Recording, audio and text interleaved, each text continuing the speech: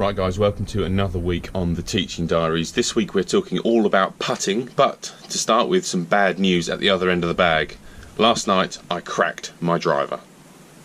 Now this is disastrous. Cracked it in a playing lesson on the 18th hole last night with a father and son combination that I was playing with in the beautiful sunshine. But it means that at Kings Lynn tomorrow I have not currently got a driver. I love this shaft, the Grapholoid Blue X that I use, but the head is absolutely carnage. So I'm going to try and fit a Ping sleeve to this shaft today, hopefully get the glue dry, get it inside a new Ping G400 head, and see what happens tomorrow. So, wish me luck.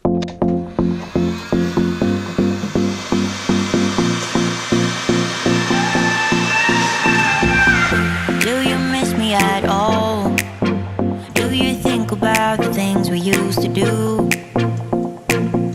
No, you couldn't stand tall. So why didn't you call?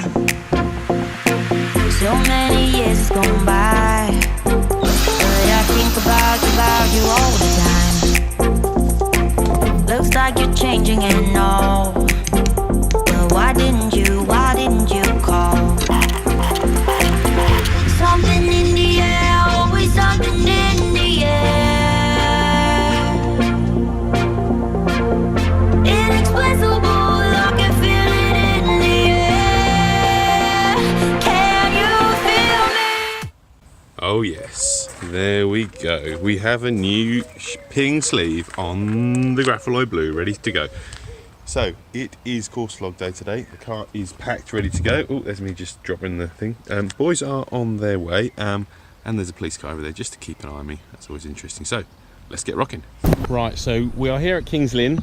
Course log is going well. We're on the 14th hole. We're not going to be teeing off from the ladies. The whites are back there. We should let some people through. So, we're going to have a quick chat about our putters. Now, there are 3 Adeles in this group. So, we'll get to those in a second. But, Eamon. Yeah. Being a left-hander, talk me through how you fitted yourself for that putter.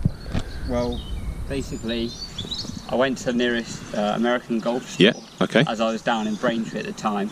I sort of needed a putter because I was using a junior putter at the time. Yeah. I tried 3 putters out when I was there. I think one of them was a Ping. Okay. This one was Cleveland. Yeah.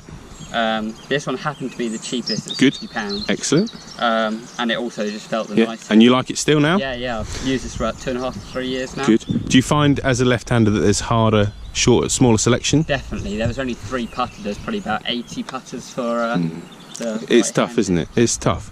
But what have we got here? So it's Cleveland, 3 straight lines on it. Nice big mallet. Good. Yeah. Right.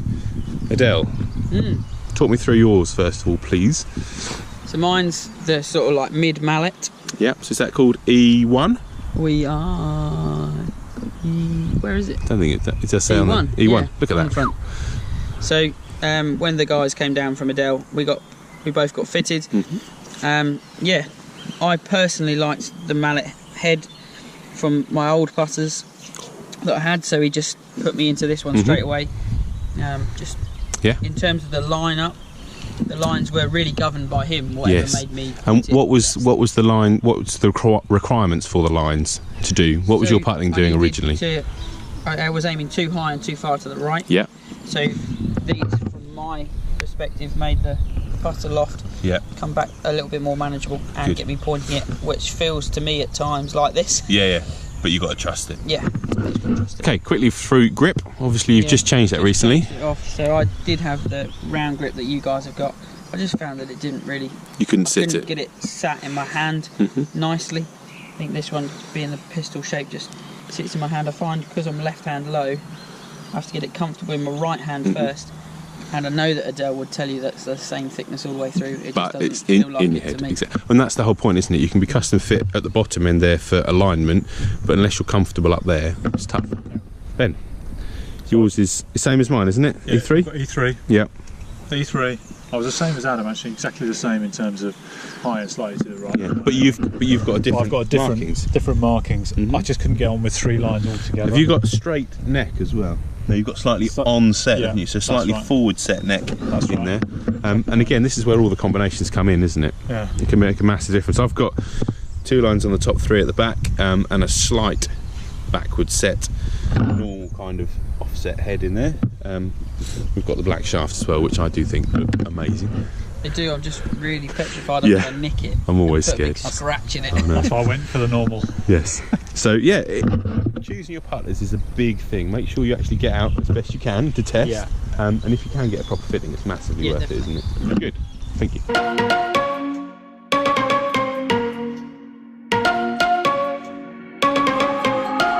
You and me, everything that we've been through has made us strong. You won't believe we've had our gray, but somewhere there's a light inside of us. It shows the way. Not looking for no heaven or gold, 'cause I got you. I got you. Don't wanna show us off, but you're my all that I need. Trying to sugarcoat, but I'm flying so high.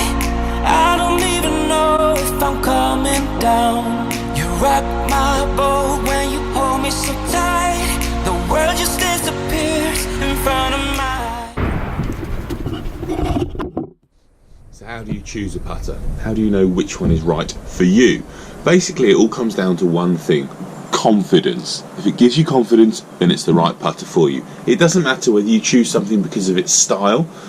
I've picked this studio design Scotty Cameron, which I think looks absolutely beautiful.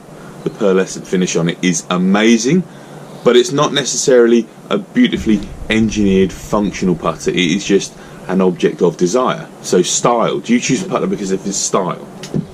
Do you use a putter because you've seen loads and loads of people win major championships with this design? Do you choose that? That may be the reason that you choose the putter that's right for you. That might give you the most confidence in there. Do you choose something that you've seen Justin Thomas win a major with, and Scotty Cameron have actually come out with a new design just from Justin Thomas's input? Do you use that? I don't know. Do you go the functional route? Do you pick something like a Dale, which I don't think looks absolutely beautiful, but I've never aimed a putter as well as this. I've never felt a putter like this. I absolutely love it. I am sold on it. This is the only putter that I get. Or do you go with Arnold Palmer? Do you take a whole load of putters to the putting green every morning before a tournament? The rumour is Arnold Palmer took about a dozen putters to the putting green before a tournament each day. Whichever one held the most putts, that's what he used on the day. Bottom line is, it doesn't really matter as long as you're confident. If you're not confident with it, then it doesn't work. So, how do you develop confidence? Basically, you develop confidence by doing simple drills that make you a better putter.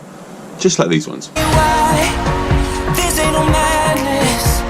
The smoke in the mirrors are memories. Now the sun's gone down like a river rushing way up above. This ain't no sugar-coated love.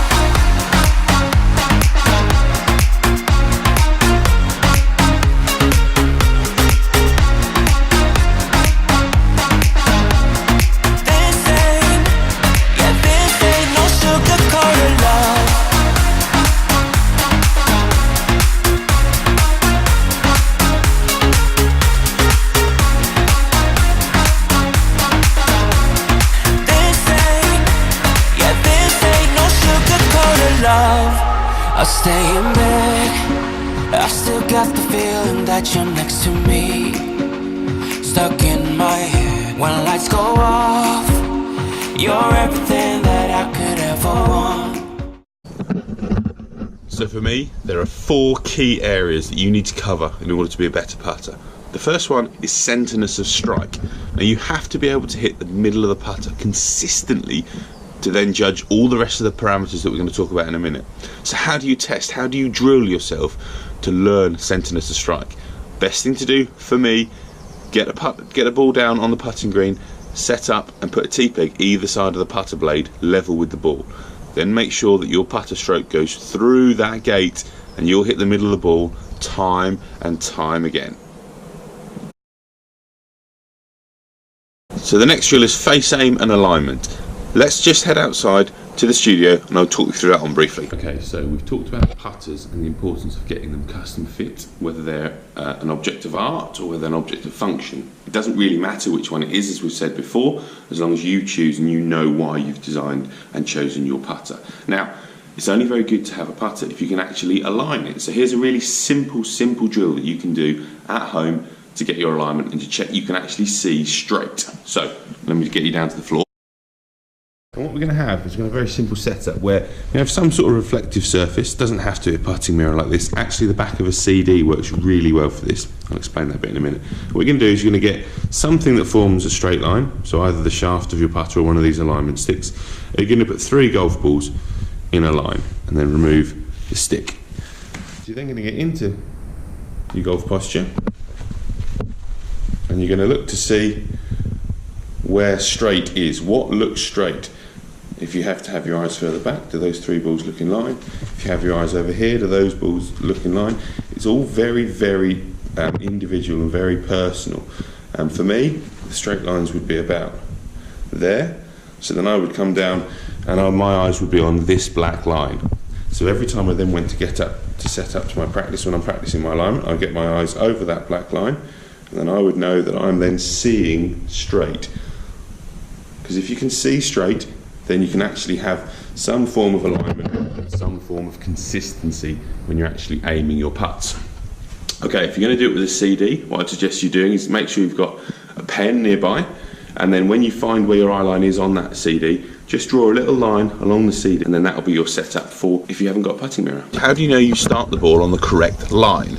Now, again, we're going to get ourselves a little gate. 2 T-pegs is fine, and you're just going to put it out maybe 2-3 feet ahead of you on your intended direction of putt. Then you're just going to see how good you are at putting the ball through that gate. Whether that gate needs to be wide to start with or narrower as you get better at this. Get yourself a gate on your starting line, get the ball rolling through that, get yourself starting the putt on the correct line. The last area is obviously green reading. Now, we're not going to cover this topic this week. That's going to be a separate video because I've got some pretty strong ideas about it and some pretty different options for you. I've been a very good putter using my eyes. I'm now an even better putter, I believe, using my feet, but we will use that and we'll talk about that in another week. So guys, hope you've enjoyed this week's putting vlog. It's been really interesting to go through and talk about different putters, different ways people have been custom fit, different ideas around your putting stroke and about putting ideas. So next week there probably won't be a vlog posted. I'm not entirely sure how my upload is going to be going because I'm going on holiday. So I'm going away on holiday with my family to Ibiza. We're going to have a little bit of a family vacation for 10 days before the season really kicks off. So hopefully I'm going to post something next Friday, but if I don't, Adam and I have got plenty of content coming your way while I'm away. We've got a Tall v Small challenge, we've got the vlog from Kings Lynn, plus a whole load of other things coming your way. So guys, thank you very much for watching. As always, please hit the subscribe button. It makes a massive difference to us to have you guys that watch our videos actually subscribe, show your support for us, and also engage with us. So leaving comments in the comment section below. As always, we'll see you next time. Bye bye. Okay guys, thanks for sticking around to this point. If you haven't subscribed, then you won't be in KO 10K. Yeah, so we're going to be giving away prizes at various intervals between where we are now and 10,000 subscribers. So if you haven't done it, get on it now.